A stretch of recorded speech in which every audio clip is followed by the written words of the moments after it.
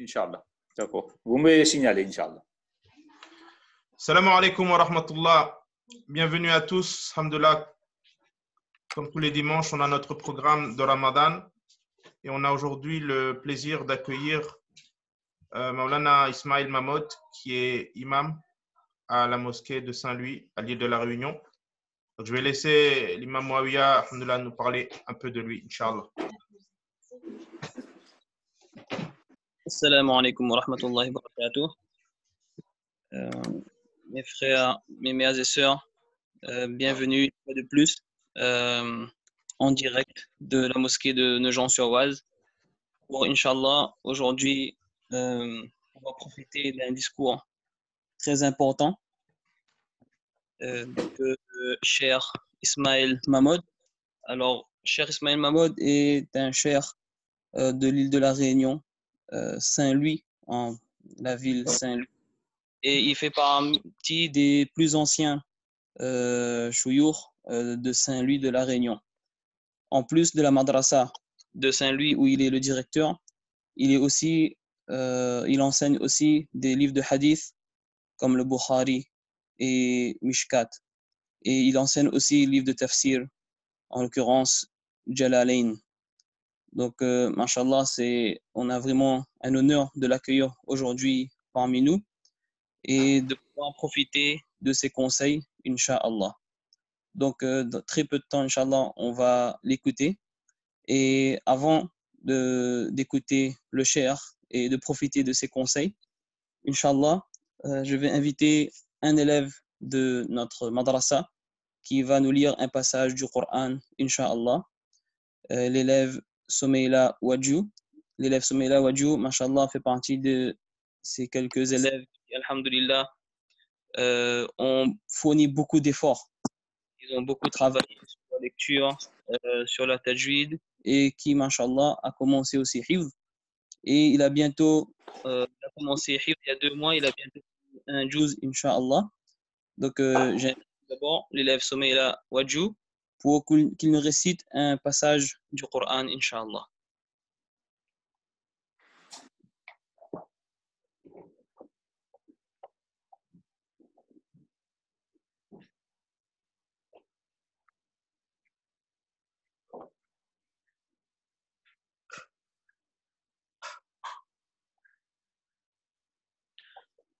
Je crois que le micro de Soumeila est éteint, il faudra débloquer son micro.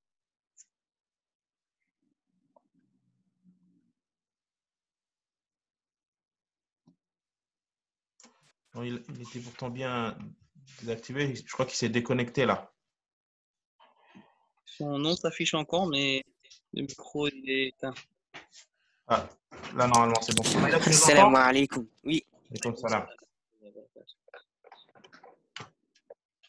أعوذ بالله من الشيطان الرجيم. بسم الله الرحمن الرحيم.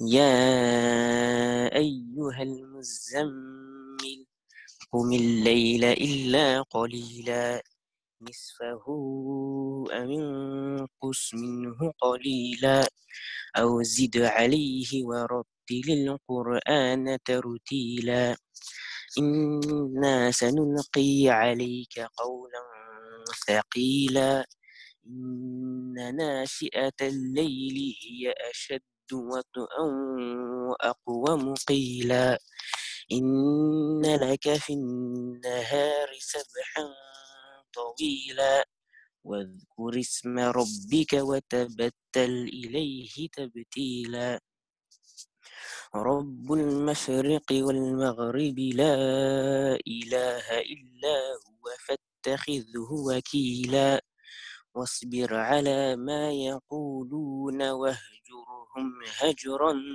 جميلا وذرني والمكذبين أولي النعمة ومهلهم قليلا إن لدينا أنكالا وجحيما وطعاما ذا غصة وعذابا أليما يوم ترجف الأرض والجبال وكانت الجبال كثيبا مهيلا إنا أرسلنا إليكم رسولا شاهدا عليكم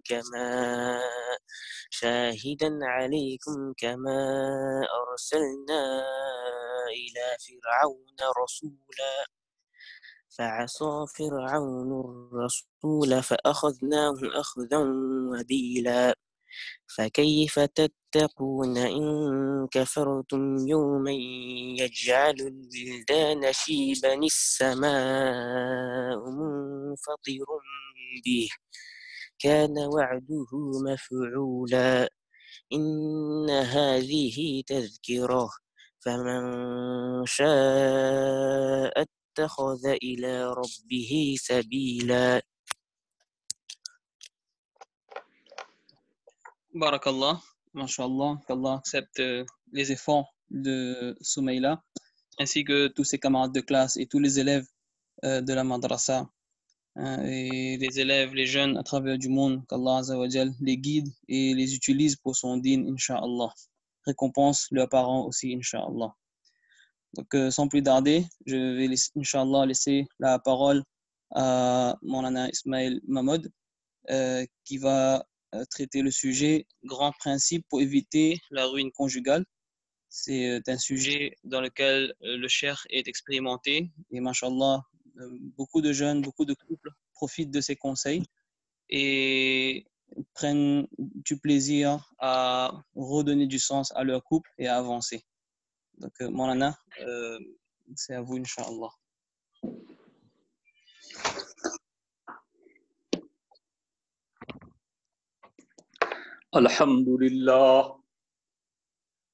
الحمد لله نحمده ونستعينه ونستغفره ونؤمن به ونتوكل عليه ونعوذ بالله من شرور أنفسنا ومن سيئات أعمالنا من يهده الله فلا مضل له ومن يضلله فلا هادي له ونشهد أن لا إله إلا الله وحده لا شريك له ونشهد أن سيدنا ومولانا محمدا عبده ورسوله أما بعد فأعوذ بالله من الشيطان الرجيم بسم الله الرحمن الرحيم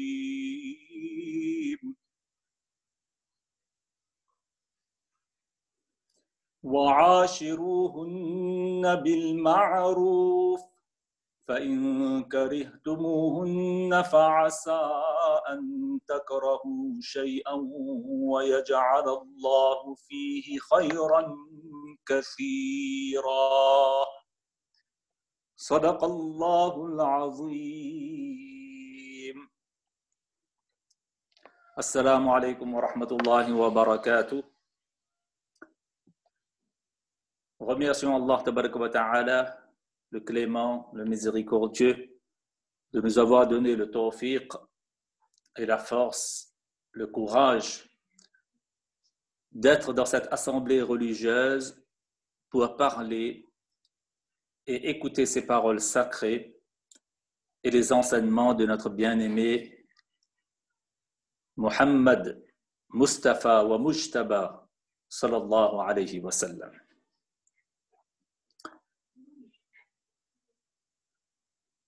On va parler, par la grâce d'Allah tabaraka wa ta'ala, dans un premier temps,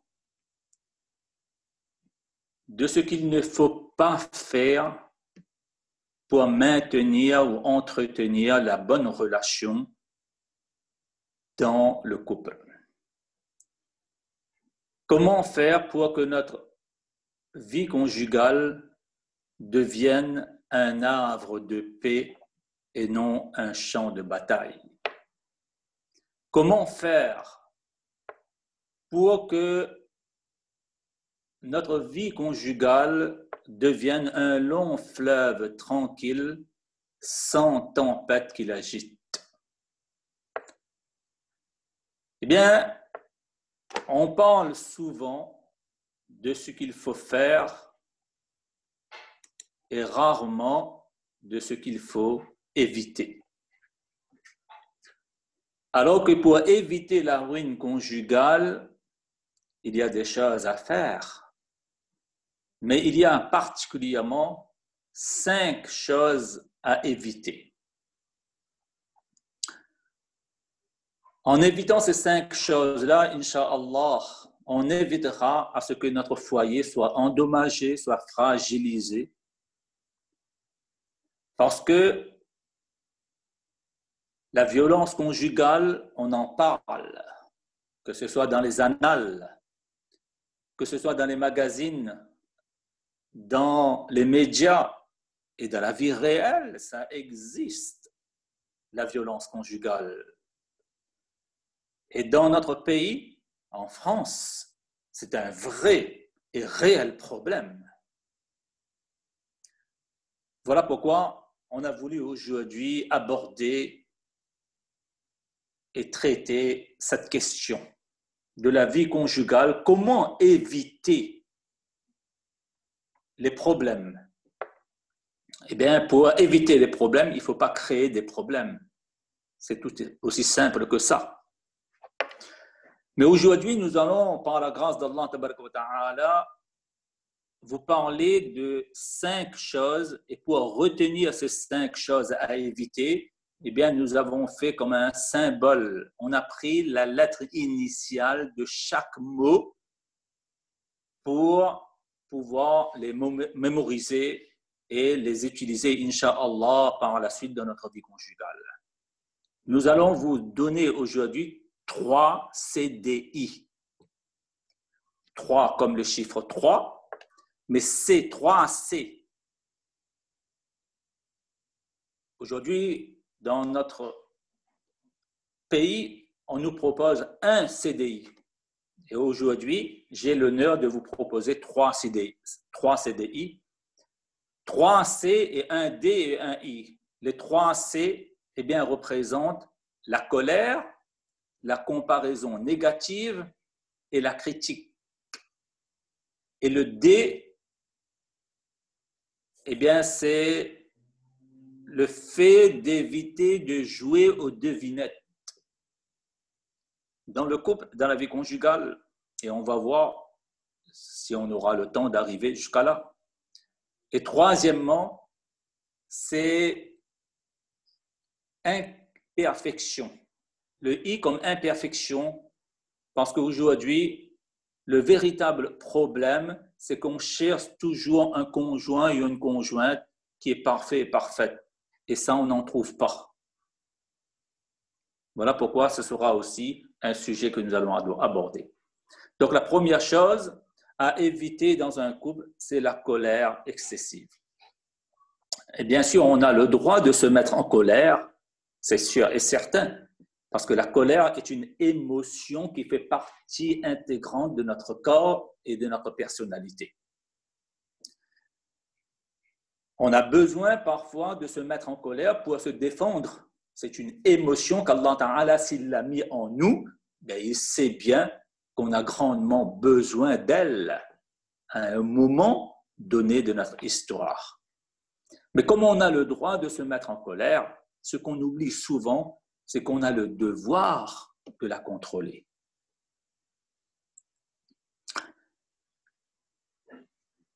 Mais comme c'est une émotion indispensable faisant partie de nous, qui nous permet de se défendre, comme on vient de le dire, par exemple, sur le champ de bataille, on a besoin d'avoir cette énergie, cette émotion.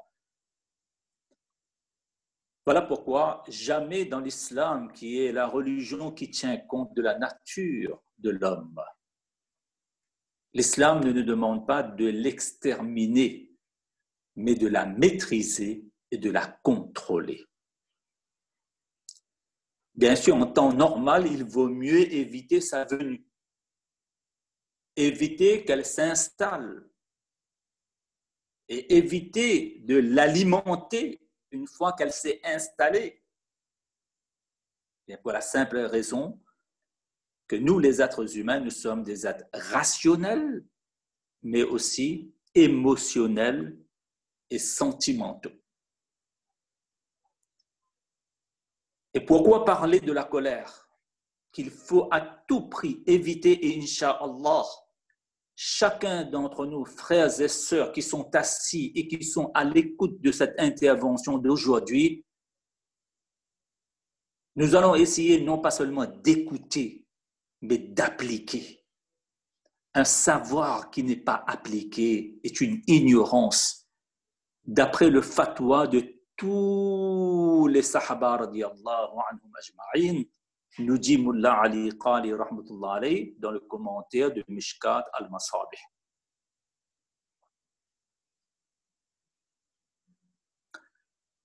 Et la colère est l'une des causes principales de la ruine conjugale. C'est la raison pour laquelle ouvrez n'importe quel livre de hadith, ouvrage qui traite des enseignements du prophète sallallahu alayhi wa sallam, et vous allez voir qu'il y a toujours un chapitre qui est consacré à la colère.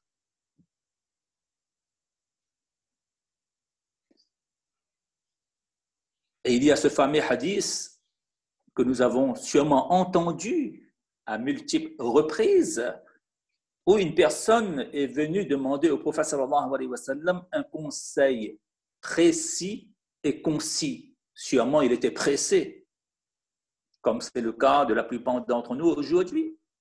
Eh bien, le prophète sallallahu alayhi wa sallam, connaissant le caractère de cette personne-là, parce que c'était une personne qui était colérique, il lui a dit « La taghadab » ne te mets pas en colère. Comme on vient de dire là, en cas général, il vaut mieux éviter sa venue, et encore moins à l'installer, encore moins à la nourrir et à l'alimenter. Mais c'est ce que le prophète sallam est en train de dire à ce sahabi-là. La taghadab, ne te mets pas en colère, ne laisse pas la venue de la colère en toi. Et le prophète sallallahu alayhi wa sallam, lorsqu'il parlait exactement comme un patient qui se trouve en face d'un docteur et d'un médecin. Et le prophète sallallahu alayhi wa sallam était un médecin spirituel. Il avait vu que dans cette personne-là, il y avait justement la colère qui dominait en lui. Et c'est cette ordonnance-là, c'est ce médicament-là, c'est ce remède-là dont il avait grandement besoin. Le prophète sallallahu alayhi wa sallam a dit, ne laisse pas la colère t'envahir. Et la personne, il a dit, Ya Rasulallah, d'accord, mais est-ce que tu n'as pas d'autres conseils à me donner? Et le prophète sallallahu alayhi wa sallam lui a dit, à la deuxième fois, la taghadab, ne te mets pas en colère. Et là, il a demandé au prophète sallallahu alayhi wa sallam, peut-être qu'il y a troisième fois, le prophète sallallahu alayhi wa sallam lui dit, non, la taghadab, ne te mets pas en colère. C'est ça que tu as besoin, toi, par rapport à ton caractère. Et le prophète sallallahu alayhi wa sallam veut le faire comprendre aussi, la taghadab veut dire ne laisse pas la colère arriver et venir, et au cas où elle arrive, la taghadab veut dire maîtrise-la, contrôle-la. Et vous savez, dans les hadiths, le prophète sallallahu alayhi wa sallam veut nous faire comprendre que le plus grand artiste dans ce monde, le véritable artiste dans ce monde, eh bien, ce n'est pas celui qui maîtrise le clavier d'un ordinateur, les fils d'une guitare, les boutons d'un piano, ou qui arrive à bien manier pour une peinture ses mains, ou qui bricole bien. Non, non. Malheureusement, aujourd'hui, l'homme-là, il est maître. Il arrive à contrôler, il arrive à maîtriser l'extérieur, mais non pas son fort intérieur. Mais le prophète sallallahu alayhi wa sallam est celui qui a dit en premier à l'homme, lorsque tu arrives à maîtriser ton fort intérieur, c'est là que tu es un maître. La maîtrise de la colère nous fait devenir un maître. Et c'est là vraiment qu'on est un véritable artiste. Et c'est là vraiment qu'on est en train de faire une œuvre d'art. On a fait même un chef-d'œuvre et une œuvre rare.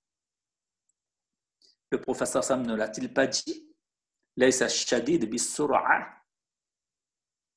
le fort, le robuste, ce n'est pas celui qui arrive à sur'a, c'est-à-dire terrasser son ennemi. Non, le fort, l'artiste, aux yeux d'Allah tabaraka wa ta'ala, eh bien, c'est celui qui arrive à se maîtriser et à contrôler sa colère. À l'école, on nous a appris à écrire, à lire, à compter, même à voler comme des avions, à courir comme des singes, à grimper comme des singes, à courir comme des animaux. Ben oui. Mais on ne nous a pas appris comment maîtriser, encadrer, orienter nos émotions et nos sentiments. Mais dans quelle école on apprend cette maîtrise-là? Eh bien, dans l'école muhammadienne, dans l'école de Muhammad sallallahu alayhi wa sallam.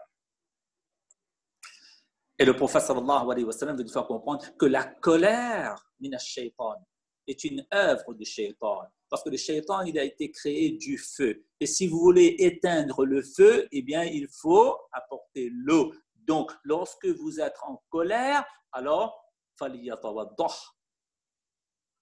il faut faire les ablutions. Dans ce hadith, le professeur est en train de nous faire comprendre que la colère enflamme. Et celui qui aime se mettre en colère, il est en train de jouer avec le feu. Il est comme un pyromane qui met le feu dans la forêt. Mais le conjoint ou la conjointe qui aime se mettre en colère, eh bien, il est en train de mettre le feu, non pas dans la forêt, mais dans son foyer. Voilà pourquoi le prophète sallallahu alayhi wa sallam nous demande de ne pas être pyromane, mais d'être plutôt des pompiers qui éteignent le feu. Voilà pourquoi le prophète sallallahu alayhi wa sallam nous propose plusieurs exercices pour solutionner notre problème de colère et la réduire, la freiner même. Il y a des choses qu'il nous a demandé à faire, d'autres à lire. À faire, par exemple, lorsqu'on est debout, on s'assoit. Faliyajlis. Lorsqu'on est assis et on est en train de se mettre en colère, bien, on s'allonge. Mais ça, ce sont des exercices qu'il faut faire. On connaît les méfaits, les dégâts de la colère. Mais lequel d'entre nous applique les enseignements du prophète sallallahu alayhi wa sallam? Que faut-il lire? Mais le prophète me dit A'udhu billahi minash shaytanir rajim. Il y avait deux personnes qui étaient en train de se quereller auprès du prophète sallallahu alayhi wa sallam. Il y avait une personne qui avait le visage tout rouge et ses veines jugulaires étaient en train de se gonfler. Eh bien, le prophète sallallahu alayhi wa sallam, il a dit dans ce sens que je connais une formule qui peut apaiser l'émotion colérique de telle personne, en désignant la personne qui était en colère. Et cette formule n'est que A'udhu billahi minash shaytanir rajim. Voilà pourquoi nous avons des solutions, nous avons des exercices à faire et à lire de la part de Rasulullah sallallahu alayhi wa sallam pour arriver à freiner les méfaits et les dégâts, à réduire aussi les dégâts de la colère. Mais ça, il faut les appliquer. Il faut les appliquer. Imam Ahmad ibn Hanbal, qui a fondé une école juridique en islam, eh bien, lui, il dit dans ce sens qu'une fois, il était en train de faire un discours, ou donner un cours même à ses élèves, et là, il disait que voilà, ça fait 40 ans que je suis marié, et entre moi et ma femme, il n'y a jamais eu de dispute, jamais de querelle. Alors les gens, c'est-à-dire les élèves, étaient vraiment étonnés. Depuis 40 ans que tu es marié avec une femme, oh là là, eh bien, ce n'est pas tous les jours qu'on voit ce genre de choses-là qui méritent d'être dans un livre de Guinness. Eh bien, les élèves ont demandé, mais quelle formule? Qu'est-ce que tu fais, toi et ta femme, pour qu'il n'y ait jamais de dispute et de querelle? Eh bien, le prophète, Imam Ahmad, rahmatullah alayhi, il a dit dans ce sens que voilà, lorsque moi je suis en colère, eh bien, ma femme là rentre dans sa chambre et elle se ferme dans sa chambre jusqu'à que je me calme. Et lorsque ma femme est en colère, eh bien, moi, je pars dans ma chambre jusqu'à ce qu'elle se calme. C'est-à-dire quand l'un d'entre nous est en colère contre l'autre, alors on évite la confrontation. Soit on part prendre une bouffée d'air dehors, comme on dit. Tel a été le cas de Ali radiyallahu ta'ala anhu. Une fois, Ali radiyallahu ta'ala anhu entre chez sa femme Fatima, fille du prophète sallallahu alayhi wa sallam, mais il y a une dispute, une petite querelle même entre les grands, ça arrive, hein? Ça fait partie donc des choses quotidiennes. Eh bien, après cette dispute-là, Ali radiyallahu ta'ala anhu a préféré de quitter la maison et il est parti s'allonger dans la masjid. Et quelques instants après, eh bien, c'est le beau-père qui fait son entrée pour venir voir sa fille. Le prophète il avait l'habitude même de venir voir sa fille tous les jours. Fatima radiyallahu ta'ala anha. Eh bien, remarquant l'absence du mari, Ali n'est pas là dans la maison. Aïna ibn Ammik. Où est donc ton cousin? Parce qu'Ali était aussi le cousin de Fatima radiyallahu ta'ala anha. Cousin du prophète sallallahu alayhi wa sallam, mais aussi cousin donc de Fatima. Mais là, elle a dit que il y a une petite dispute entre nous. Eh bien, lui, il est parti s'allonger à la masjid. Alors, le prophète sallallahu alayhi wa sallam, en tant que bon père, bon beau-père, eh bien, il est parti. Voir Ali radiyallahu ta'ala anhu, il a trouvé qu'Ali radiyallahu ta'ala anhu était effectivement allongé dans la masjid, mais à l'époque, à la masjid, il n'y avait pas ce genre de tapis que nous avons aujourd'hui là. Lorsqu'on marche sur les tapis, on se croirait être sur la lune, tellement c'est mou. D'accord? Mais à l'époque du prophète sallallahu alayhi wa sallam, il y avait des nattes, etc. Eh bien, lorsqu'il s'est allongé, eh bien, à ce moment-là, eh bien, il était torse nu. Donc, son manteau était même tombé par terre et il avait un peu de la poussière au niveau de son dos.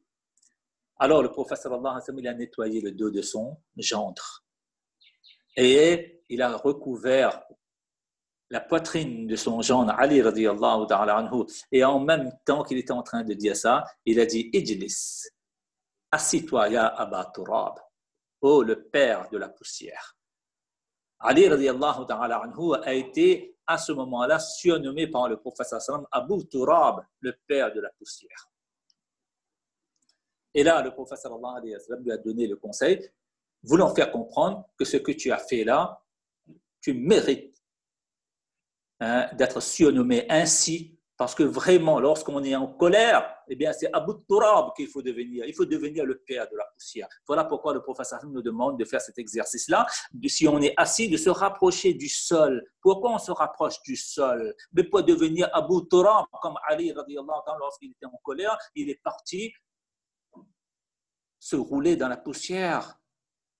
Parce que la poussière, c'est-à-dire la terre, eh bien, est très modeste.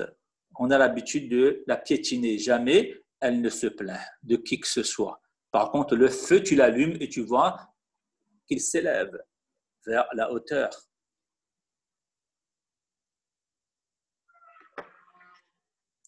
Voilà pourquoi il faut éviter à tout prix la venue de la colère. Parce que ça risque de faire la casse. Il y a un autre grand savant, Maulana Cheikh Ashraf Ali Tahanwi, rahmatullah alayhi, il avait l'habitude de nous dire que parfois, si on est en colère, eh bien, au moment où on est en colère, là, il ne faut rien décider. Il ne faut rien dire. Il ne faut rien faire. Et encore moins rien décider. Là, lorsqu'on est en colère, la chose primordiale, c'est de faire en sorte qu'on se calme.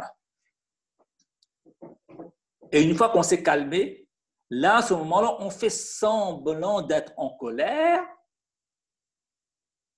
pour éviter justement la casse, pour ne pas empirer la relation qu'on a avec l'autre et pour ne pas aggraver aussi la situation.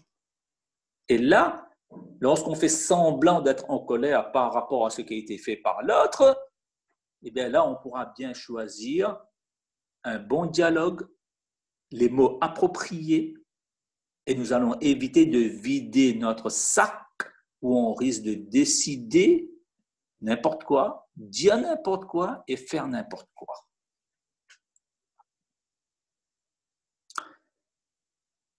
Et là, j'aimerais vous dire une chose. Ne jamais prendre ce qui a été dit ou fait dans la colère comme une référence et l'évoquer sans cesse.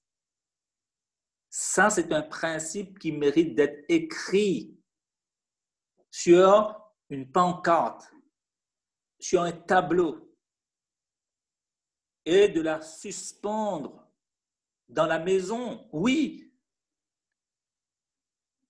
Parce que comme je reçois, alhamdulillah, des couples avant le mariage pour donc des conseils, etc. Mais malheureusement, je reçois aussi parfois les couples qui me parlent donc de leurs problèmes. Et la plupart du temps, je vois que ce soit le mari ou la femme évoque toujours ce qui a été dit, ce qui a été fait par l'un ou l'autre dans la colère. Lorsque mon mari était en colère, il m'a dit qu'il ne m'aime pas. Et là, la femme dit, ouais, lorsque lui, il était en colère, l'autre était en colère. Mais dans la colère, là, ce qui a été dit, ce qui a été fait, c'est le shaitan qui a fait dire. C'est le shaitan qui a fait faire. Ce n'est pas la personne qui parle. Il est sous l'emprise du shaitan, son ennemi déclaré numéro 1. Et prendre ce qui a été dit et fait pendant la colère comme une référence est erroné, ne sera jamais exact. Par contre, on doit prendre comme référence ce qui a été dit lorsque la personne était calme, lorsqu'on était à table, lorsqu'on était au lit. Là, qu'est-ce que la personne nous a dit?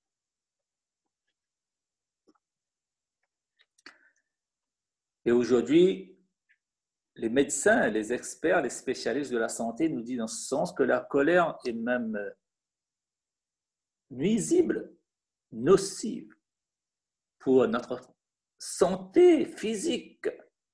Aujourd'hui, on entend que 5 minutes de colère qu'on éprouve, eh bien, produit tellement de cortisol dans notre corps, qui est un cortisol, mais c'est un véritable poison pour nos neurones. Mais ce qui fait que 5 minutes de colère va provoquer 4 heures de temps ou 5 heures de temps de la production du cortisol. Et ce cortisol est justement l'hormone du stress et de l'insomnie. C'est-à-dire, on se met en colère pour 5 minutes et on empoisonne notre vie pendant 5 heures de temps. Ce n'est pas de l'intelligence, ça. Hein? Ça, c'est au niveau de santé, de la santé physique. Mais concernant ces méfaits et ces dégâts religieux, eh bien, le prophète sallallahu alayhi wa sallam, il a dit clairement dans un hadith que « Inna al-ghadaba la yufsidu al-iman kama yufsidu sibr al-asal » C'est-à-dire la colère corrompt la foi du musulman et de la musulmane exactement comme une plante sibar, sabir plutôt, c'est une plante, on appelle ça aloès, officinale. C'est une plante qu'on trouvait en Arabie et que même il y a en France aussi, l'aloès là.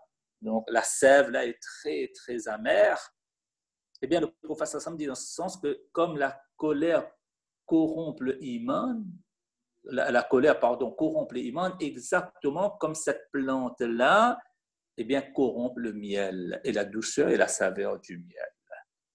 On se met en colère et on perd la douceur, la saveur de notre iman. C'est une perte. Par contre, si on est en colère, on arrive à se calmer, ça c'est une gorgée qu'Allah Ta'ala aime beaucoup. Dans un hadith, le prophète sallam dit celui qui arrive à se contrôler lors de sa colère, alors qu'il avait la possibilité, bien sûr, d'exécuter et de vider son sac sur l'autre personne, et il arrive donc à se contrôler, à se calmer, mais le jour de Qiyamah, Allah Ta'ala va l'appeler devant tout le monde et lui donnera le choix de prendre la femme du paradis qu'il voudra. Et dans un autre hadith, dans une autre version, il est dit en ce sens que celui qui arrive à se maîtriser au moment de la colère, bien Allah tabaraka wa ta'ala va remplir son cœur de sécurité et de foi. Eh bien oui, voilà pourquoi chacun d'entre nous qui écoutons cette intervention, nous faisons l'intention ferme. Là où on est assis. Je ne sais pas où vous êtes assis, que ce soit dans le salon ou bien même dans la cuisine ou dans la chambre. D'accord? À partir d'aujourd'hui, on fait cette intention ferme. On ne va plus se mettre en colère, Inch'Allah. Vous savez les dégâts. Qu'est-ce que le Coran nous parle de la colère? Vous savez l'histoire de Moussa alayhi salatu wassalam, je ne peux pas entrer dans les détails. La colère a pu fracasser les tablettes venant de la part d'Allah tabaraka wa ta'ala, tenues dans la main d'un prophète comme Moussa alayhi salatu wassalam. Eh bien, si la colère et la fureur, nous savons pourquoi Moussa alayhi salatu wassalam était furieux contre son peuple lorsqu'il était, lors de son retour, après avoir parlé à Allah tabaraka wa ta'ala, après avoir eu la Torah, il avait dans ses mains ces tablettes divines. Mais lorsqu'il a vu son peuple qui était en train d'adorer un veau d'or, il s'est mis tellement en colère qu'il ne s'est même pas aperçu qu'il a lâché donc ces tablettes d'Allah subhanahu wa ta'ala, où il y avait les lois d'Allah tabaraka wa ta'ala, et qui s'est fracassé et s'est brisé en 1000 morceaux. Mais si la colère peut fracasser les tablettes divines, mais a fortiori notre colère peut fracasser et fragiliser nos foyers.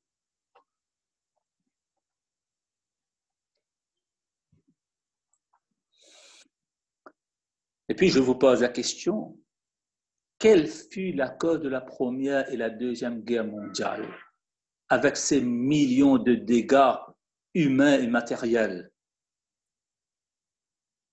Eh bien, c'est parce qu'un était en colère contre l'autre. Voilà pourquoi il y a eu autant de dégâts humains et matériels. Et aujourd'hui aussi, quelle est la cause principale de divorce dans le couple? Eh bien, lorsqu'on fouille, lorsqu'on creuse, eh bien, qu'est-ce qu'on voit? Eh bien, on voit justement qu'au bout, il y a bien une dispute, querelle, alimentée, nourrie par la colère. Voilà pourquoi Allah tabaraka wa ta'ala, le prophète sallallahu alayhi wa sallam nous a donné une formule à lire lorsqu'on se regarde dans un miroir. Allahumma anta hassanta khalqi fa hassin khuluqi. Dorénavant, lorsqu'on lit ce doigt-là, il faut le lire avec conscience, pas seulement de façon superficielle, les mots, mais de s'imprégner de l'idée, du concept qu'Allah tabaraka wa ta'ala, que le prophète sallallahu alayhi wa sallam a voulu nous enseigner à partir de ce doigt-là. Oh Allah ta'ala, comme tu as embelli grâce à ce miroir-là, mon apparence, mes vêtements, etc., eh bien, embellis ici mon caractère. Parce qu'effectivement, la colère nous pousse à devenir méchants. Oui.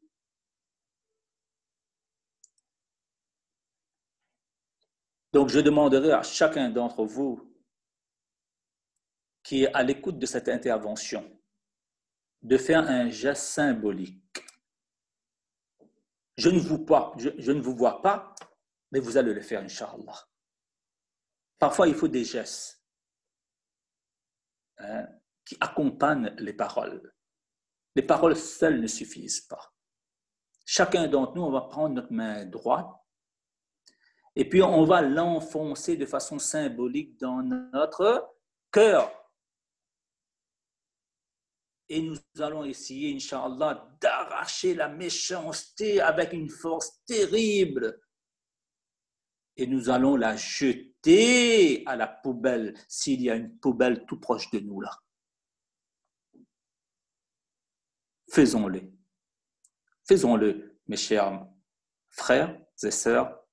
Ce ne sera pas en vain, Inch'Allah. Allah tabaraka wa ta'ala connaît l'intention de chacun d'entre nous.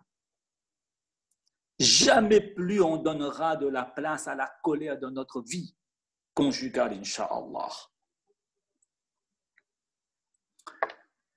Et deuxième chose à éviter, c'est la comparaison négative.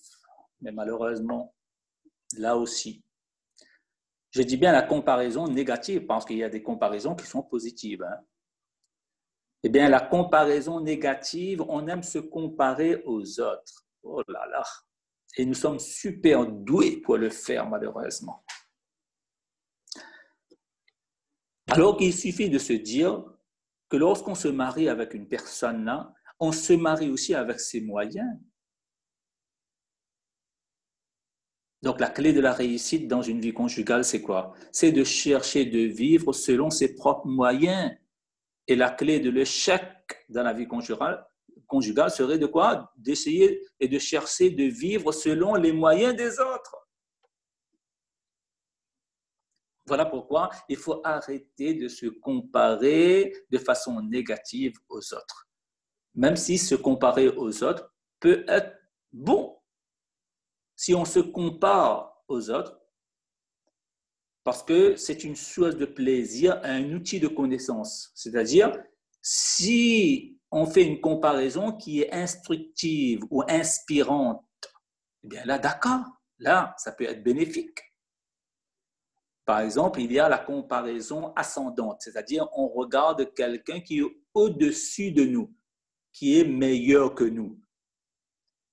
Eh bien, cette comparaison ascendante-là peut être bénéfique et profitable si elle nourrit et alimente notre estime de soi, si elle est une source d'inspiration pour apprendre et améliorer notre bien-être intérieur et extérieur. Et là, il suffit de se rappeler de ce beau hadith du prophète sallallahu alayhi wa sallam qui nous dit dans ce sens que lorsque tu vois quelqu'un qui est meilleur que toi, alors à ce moment-là, il faut regarder quelqu'un qui est moindre que toi pour mieux apprécier les bienfaits qu'Allah t'a accordés. Et lorsque justement tu vois dans le dîn quelqu'un qui est meilleur que toi, eh bien, il faut faire de cette personne-là une source d'inspiration. Il faut le suivre, il faut le prendre comme modèle, il faut le prendre comme exemple. Et la comparaison est bénéfique aussi, c'est une comparaison descendante, c'est-à-dire on regarde une personne qui est moins que nous, qui est moins favorisée que nous. Eh bien, si on regarde quelqu'un qui est moins favorisé que nous, et ça nous réconforte. Et on se dit, voilà, ben, comme quoi il y a bien pire que nous. Ou bien, si cette comparaison descendante-là nous sert à relativiser nos échecs et nos manques, mais là, c'est une bonne chose. Hein? Je ne vous parle pas de cette comparaison positive qui nous tire vers le haut. Mais je suis en train de dire qu'il faut éviter la comparaison négative, c'est-à-dire se comparer aux autres, qui est mauvais, qui est maléfique. Parce que dans ce cas-là, quand la comparaison est négative, eh bien, elle comporte 3 P. Poids, poison et prison. Oui. Si c'est toujours pour être comme l'autre et avoir ce que l'autre il a, et en même temps se sentir mal, frustré et déçu, et être toujours dans la dimension de manque, de la pénurie, en disant à chaque fois, oui, pourquoi lui il est plus riche que moi? Pourquoi il a une maison plus grande et une voiture plus moderne que la mienne? Pourquoi il occupe un meilleur poste que moi? Pourquoi il a un salaire beaucoup plus élevé que le mien? Vous savez, l'aveugle, tant qu'il s'abstient de se mesurer à ceux qui voient, il ne se sent nullement imparfait. Du moment où il se rend compte que voilà, lui ne voit pas et que l'autre voit, alors à ce moment-là, il va se sentir imparfait. Eh bien là, c'est vraiment un poids. De même, si c'est pour provoquer en nous la jalousie, voilà pourquoi on se compare aux autres. Ou pour faire naître en nous l'envie vicieuse, eh bien là, je dirais, c'est un poison. Parfois, il nous arrive de dire à propos d'une personne, pourquoi il est plus béni que moi, pourquoi il est plus favorisé que moi, pourquoi il est plus riche que nous, pourquoi lui, il a reçu telle promotion et non pas moi, pourquoi moi, j'ai des problèmes avec telle personne au travail et pas lui. Parfois, on dit même la fameuse phrase, je mérite plus que lui. Eh bien, ça va créer de la jalousie. C'est se comparer ainsi, mais c'est un poison. Et si on se compare aux autres, pourquoi? Pour flinguer notre estime de soi. D'accord?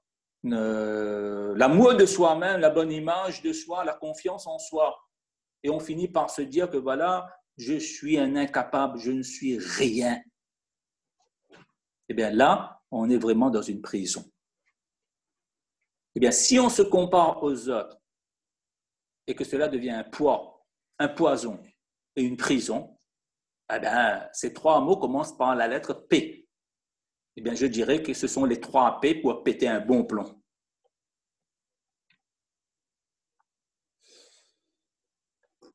Oui. Voilà pourquoi chacun d'entre nous, on fait l'intention ferme à partir de là où on est. On a déjà mis la méchanceté provoquée par la colère dans la poubelle. Eh bien, chassons maintenant, avec un fusil s'il le faut, avec une kalachnikov, ce genre de raisonnement, ce genre de comparaison négative. Et il est grand temps maintenant de le tuer. Voilà qui il faut tuer. Ce ne sont pas les hommes qu'il faut tuer. Il y a une partie de nous qu'il est grandement urgent de tuer et de décapiter. Donc, la comparaison, la colère, il faut l'éviter. La comparaison, si elle nous tire vers le haut, d'accord. Mais si elle nous tire vers le bas, ben non. Il faut l'enlever de nous. Donc, on a déjà vu deux C, colère et comparaison. Ben, on pourra faire le troisième C, Inch'Allah, on a le temps devant nous. Alhamdulillah, par la grâce d'Allah subhanahu wa ta'ala. Eh bien, le troisième C, c'est la critique. Et là, laisse-moi vous dire, souvent dans la vie conjugale, eh bien, on trouve des conjoints et des conjointes qui sont zéro en compliment, mais héros en critique. Alors que lorsqu'on est sans arrêt sous le feu de la critique et on est toujours dans le viseur de la personne qui aime critiquer là, en un mot, lorsqu'on subit la critique de trop et qu'on la prenne personnellement, eh bien, c'est tout à fait humain et naturel que l'autre aura le désir de se venger. Il va avoir une attitude d'avoir le besoin de répondre, de prouver aux critiqueurs que c'est moi qui ai raison et toi tu as tort. Et ça, ce genre de désir-là, ce genre d'envie-là, ce genre d'attitude-là, eh bien, est dangereux. Le critiqueur lui-même, là, il s'expose à trois risques. Le premier risque, lorsque l'on critique, est tout d'abord de se tromper.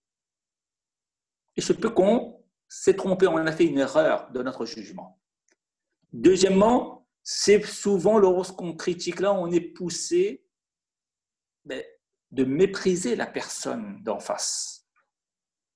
Et troisième risque, plus particulièrement lorsque la critique est faite en public, mais là on est en train de rabaisser, d'humilier.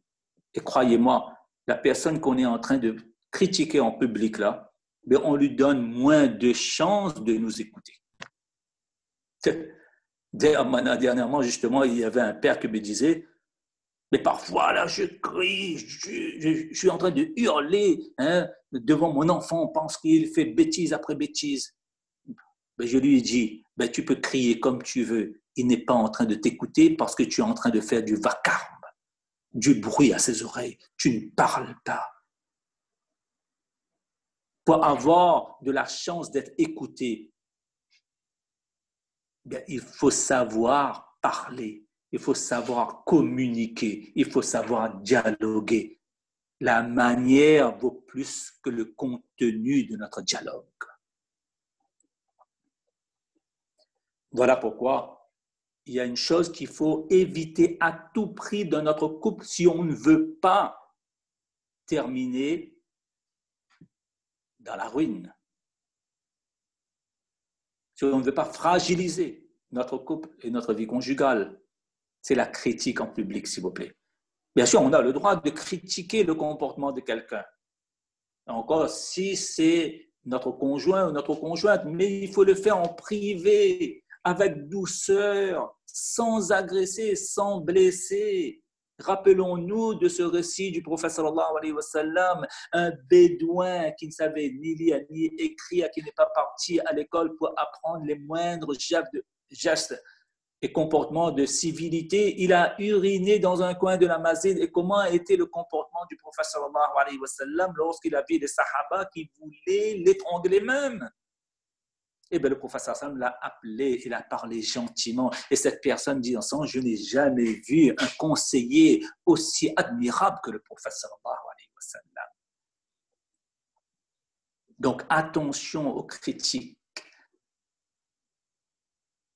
Mais qu'est-ce qu'on doit? Eh bien, ce C de la critique-là doit être remplacé par un autre mot qui commence par C. C'est quoi? C'est le compliment. Mais des bons compliments. Bonne félicitation. Parce que lorsqu'on fait un compliment à quelqu'un là, mais cela procure une émotion positive et un sentiment de reconnaissance de l'autre envers nous. Le compliment permet de montrer à l'autre qu'il existe pour nous. Et puis un compliment, contrairement à la critique, ça fait du bien au moral. Et ça fait du bien non pas seulement pour celui qui le reçoit, mais aussi pour celui qui l'exprime. Parce qu'il y a un proverbe qui dit, plus on donne, plus on reçoit. Et là, j'aimerais vous dire que le meilleur là, c'est de dire à notre conjoint ou conjointe qu'on l'aime en Allah et pour Allah. Ça, malheureusement, comme je vous ai dit, que dans tous les livres de hadith et les ouvrages de hadith, là où il y a les enseignements du prophète, il y a toujours un chapitre consacré à la colère et à ses dégâts et comment réduire, bien sûr, ses méfaits. Mais il y a toujours un chapitre consacré dans le livre de hadith sur l'amour en Allah et pour Allah. Parfois, on aime une personne, mais pourquoi? Pour sa beauté physique uniquement. Il est grand temps qu'on change notre façon d'aimer. Aimer quelqu'un, aimer son épouse, aimer son mari, mais pour Allah. Et vous savez, le prophète sallam dit en ce sens, que lorsqu'un homme aime son frère, a fortiori lorsqu'il aime sa sœur avec qui il s'est marié, il faut que la personne lui informe que je t'aime. Donc dire à sa femme, dire à son mari, je t'aime, c'est un compliment et il faut le dire. Eh bien oui, il ne faut pas se montrer avare là-dessus, de dire I love you, je t'aime, que ce soit en anglais, en chinois ou encore en mexicain. Mais qu'on le dise, ben oui, parce qu'un compliment apporte beaucoup. Beaucoup. Si dans la critique il y a des méfaits, eh bien dans le compliment il n'y a que des bienfaits. Qu'est-ce qu'un compliment apporte? Eh bien c'est la confiance. C'est la reconnaissance, c'est du bien-être, c'est l'enrichissement. Lorsqu'on complimente l'autre là, ça nous permet de montrer aussi nos propres sentiments.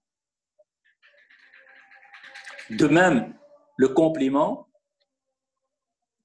apporte aussi du renforcement, de l'investissement, dépassement même de soi. Parfois, on est tellement timide, on est gêné de faire un compliment à la personne qu'on aime et qu'on a choisi pour toute la vie.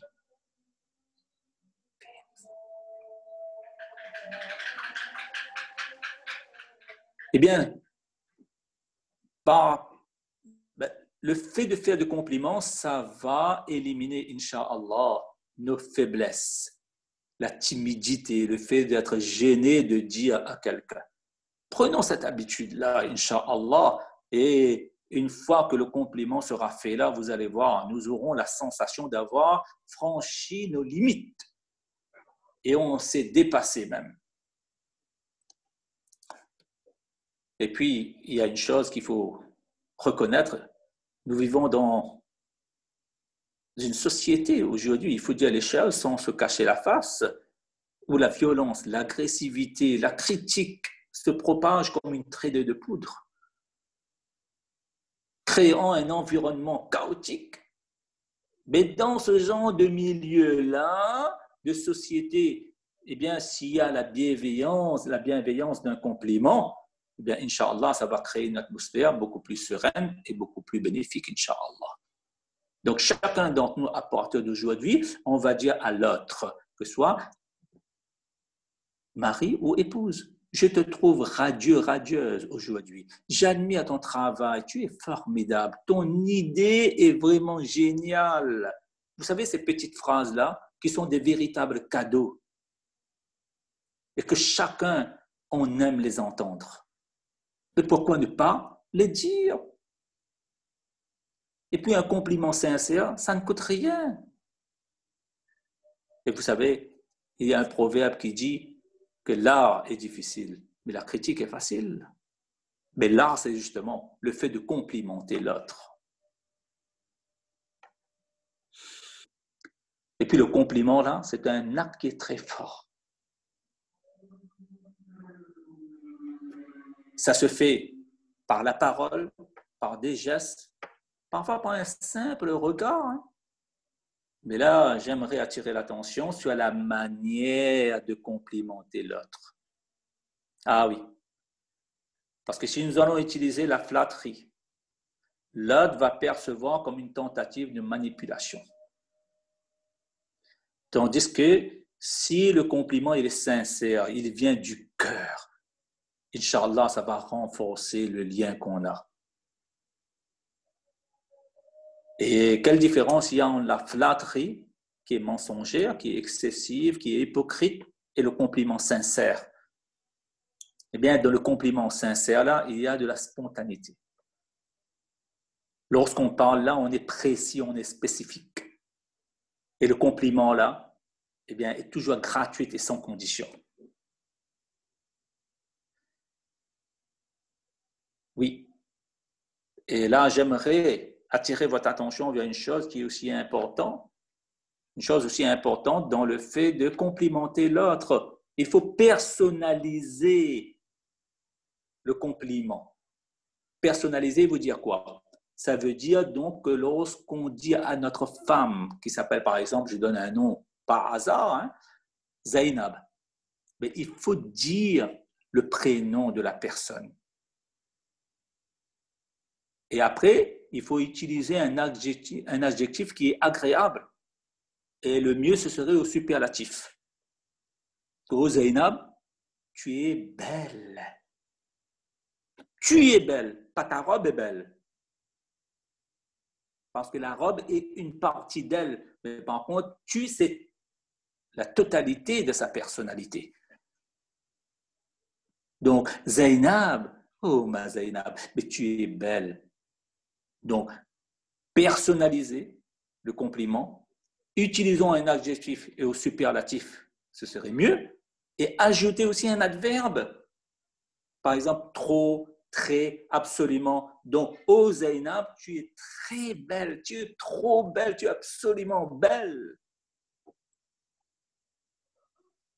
Et les compliments, vous savez, qu'est-ce qui fait qu'on aime revoir quelqu'un qu'on a rencontré il y a un mois de cela? Eh bien, la principale raison, c'est parce qu'il nous a dit un mot agréable ou bien il nous a accordé une attention particulière. Voilà pourquoi on veut le revoir. Eh bien, dans la vie conjugale, eh bien, voilà pourquoi, comment dire, alors, je vais terminer là parce que le temps aussi, je pense que il me reste, justement, mais le temps est terminé. Normalement, on m'a donné jusqu'à 18h. Ici, à La Réunion, on est à 18h. Hein. Bon, je vais terminer là. On a pu faire seulement aujourd'hui donc les 3 C. Hein. Quelqu'un me disait que voilà, lorsque il arrive chez lui là, eh bien, sa chérie, c'est-à-dire sa femme, a l'habitude de lui dire, d'accord, tu es mon soleil, tu es le meilleur de tout, tu es mon meilleur, tu es le plus beau de la terre. Ah là là, mais je pouvais comprendre. Eh bien, je lui disais que voilà, mais ta femme est en train d'adopter le comportement de Aïcha, l'épouse du prophète sallallahu alayhi wa sallam, parce que Aïcha avait l'habitude de dire au prophète sallallahu alayhi wa sallam, lorsqu'il rentrait avec le sourire dans l'appartement de Aïcha, Aïcha avait l'habitude de scander cette poésie-là à l'égard de son mari qui le méritait amplement. Lana shamsun walil afaqi shamsun wa shamsi khayrun min shamsi sama fa inna sama tatla'u ba'da fajrin wa shamsi tali'u ba'da al-isha. Subhanallah. Aïcha disait au prophète sallam qui est entré souriant dans la maison que moi j'ai un soleil et la planète Terre, c'est-à-dire l'univers, a un soleil. Mais moi, mon soleil est meilleur que le soleil du ciel. Pourquoi? Parce que le soleil du ciel, eh bien, se lève après la salatul fajr. Et moi, mon soleil à moi, faisant allusion au prophète sallam, mon soleil à moi apparaît après la salatul isha. Subhanallah. Lorsque nous aurons des maris qui vont complimenter leurs femmes avec ce genre de poème-là. Lorsqu'on aura des femmes qui sont prêtes à complimenter leur mari, eh bien, on évitera le drame, on évitera la ruine et on évitera aussi la fragilisation donc de notre couple et de notre vie conjugale, Inch'Allah. Et on n'a pas pu faire donc le D et le I, c'est question de temps. Mais si déjà, chacun d'entre nous, on va essayer de mettre en pratique, d'éviter plus particulièrement donc ces 3 C-là, c'est-à-dire la colère, la comparaison négative et aussi donc ce qu'on vient de voir là, c'est-à-dire la critique en public. Et plus de compliments, remplacer la critique par le compliment. Eh bien, Inch'Allah, vous allez voir que la vie conjugale de chacun d'entre nous va s'améliorer du jour au lendemain. Du jour au lendemain. À partir de là, lorsqu'on sort de cette assemblée-là, on se dit, on va éviter ces 3-là et on va remplacer par les bonnes choses, Inch'Allah. Et Allah ta'ala fasse que notre vie conjugale devienne un havre de paix et pourquoi pas une parcelle du paradis, Inch'Allah, sur terre. Et c'est là mon intention. Voilà pourquoi on a voulu intervenir dans ce sens-là. Allah ta'ala accorde à moi-même en premier et à vous aussi qui écoutez donc le tawfiq d'appliquer ce qui a été dit. Parce qu'il ne faut pas devenir des consommateurs de discours. Il est grand temps de ne plus rester seulement au stade de théoricien. Il est grand temps de passer à un niveau supérieur, c'est-à-dire de devenir des praticiens. Qu'Allah accorde à chacun d'entre nous le tawfiq de mettre en pratique et nous faisons droit pour terminer, Inch'Allah. Alhamdulillahi Rabbil Alamin wa l'aqibatu lil muttaqin wa salatu wa salamu ala sayyidil mursalin wa ala alihi wa sahbihi ajma'in. Rabbana zalamna anfusana wa illam taghfir lana wa tarhamna lanakunanna minal khasirin. Rabbana atina fid dunya hasana wa fil akhirati hasanatan wa qina azaban nar. Ya Allah, tu es le pardonneur, tu es le pardonner, pardonne-nous. Ya Allah, pardonne tous nos péchés. Ya Allah, pardonne tous nos fautes. Ya Allah, donne-nous le tawfiq de mettre en pratique ces quelques conseils que nous avons entendus lors de cette assemblée. Ya Allah, on a beaucoup entendu. Ya Allah, on a beaucoup écouté. Ya Allah, jusqu'à présent. Mais c'est la pratique qui nous manque. Donne-nous la force, Ya Allah. Donne-nous le courage de mettre en pratique. Et donne-nous le tawfiq d'améliorer notre vie conjugale. Ya Allah, si on s'est marié, eh bien c'est justement pour améliorer la nature de notre vie, pour améliorer notre façon de voir, notre façon de parler, notre façon d'agir et notre façon de réagir, Ya Allah. Voilà pourquoi on s'est marié, Ya Allah. Mais il ne faut surtout pas que le mariage nous a apporté l'inverse. Ya Allah, pardonne-nous, Ya Allah. À partir d'aujourd'hui, on a compris ce qu'il faut éviter et ce qu'il faut faire. Donne-nous le tawfiq, Ya Allah. Allahumma inna nas'aluka min khayri ma sa'alaka min nabiyyika Muhammad sallallahu alayhi wa sallam wa na'udhu bika min sharri ma sta'adha min nabiyyika Muhammad sallallahu alayhi wa sallam wa anta al-musta'an wa alayka al-balagh wa la hawla wa la quwwata illa billahi al-'ali al-'azim. Jazallahu 'anna Muhammadan sallallahu alayhi wa sallam ma huwa ahlu. سبحان ربك رب العزة عما يصفون وسلام على المرسلين والحمد لله رب العالمين. Amin, amin. Jazakumullahu khair, Maulana. Au nom de tous les auditeurs et de toute la mosquée et de tout le comité, on souhaite vous remercier pour cette intervention très profitable. Il y a beaucoup de couples qui sont là, qui écoutaient, et je pense que ça a été très profitable pour tous. Jazakumullahu khairan, qu'Allah vous récompense pour le temps que vous nous avez consacré. Et on espère avoir l'opportunité de faire une autre session, Inch'Allah, pour écouter le D et le I, Inch'Allah. Inch'Allah. On n'a pas pu faire.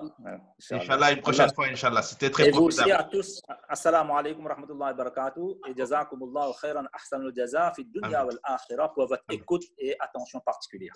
Amin, amin, amin, amin, amin. Alors, les auditeurs, juste 2 minutes avant que l'on finisse la session. Donc, on remercie beaucoup le Cheikh, un programme très profitable pour tous les jeunes mariés. Le programme de Ramadan, il se poursuit, Inch'Allah. On est maintenant quasiment à la moitié du mois. Et Inch'Allah, on a encore le programme la semaine prochaine. Donc, la semaine prochaine, en complément, donc, on aura une intervention du Cheikh Abdel Samad à partir de mardi sur l'éducation des jeunes dans la continuité de ce sujet sur la vie de couple.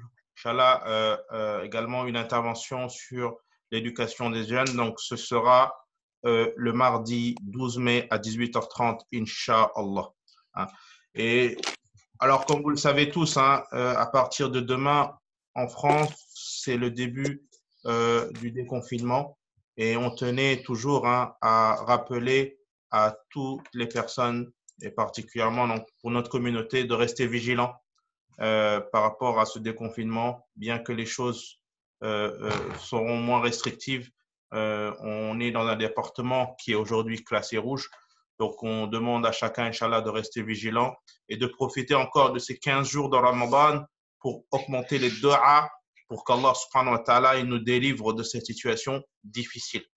Également, la question de la réouverture de la mosquée se pose. Donc, aujourd'hui, ce n'est pas l'ordre du jour. On nous a donné une date du 29 mai, mais ce n'est pas confirmé. Donc, aujourd'hui, la mosquée reste fermée et toutes les mosquées de l'Oise également. Et Inch'Allah, on vous donnera plus d'informations. Dans les villes où il y a le couvre-feu, il y aura probablement des annonces qui vont être faites.